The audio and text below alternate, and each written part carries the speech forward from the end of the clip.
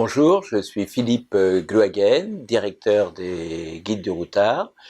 Euh, je suis très intéressé par ce nouveau projet BTU Protocole.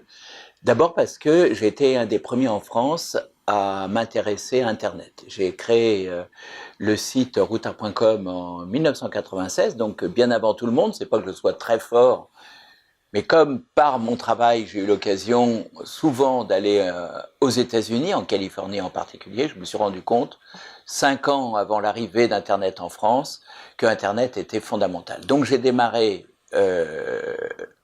Internet, routard.com, et cette avance de 5 ans m'a permis de tenir ce projet.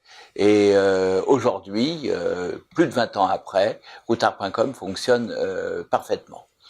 BTU Protocol, pour moi, c'est un peu le même acabit, c'est le même projet. C'est quelque chose de très nouveau. Deuxièmement, on se rend compte que le système de réservation en France et dans le monde est en train d'être accaparé par trois entreprises américaines.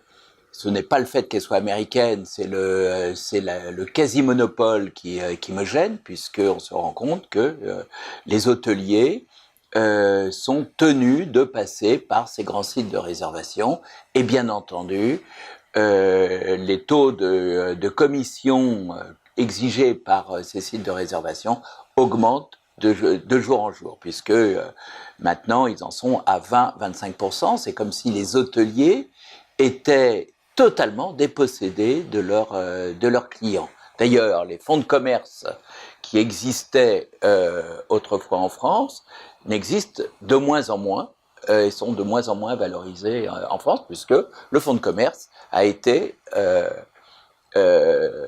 récupéré par ces sites en quasi-monopole. Donc, l'arrivée de BTU Protocol, qui est une sorte de nouvelle ère Internet avec des réservations en direct, m'intéresse beaucoup. Je ne vais pas vous parler de technique, j'en suis bien incapable, mais c'est surtout ça qui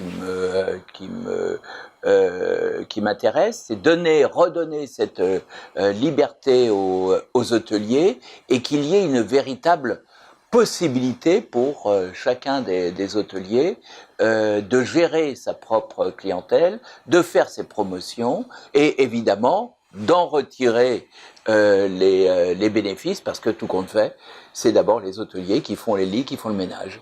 Donc c'est tout à fait normal qu'ils récupèrent ces commissions distraites et données jusqu'à présent aux grands sites de réservation par Internet.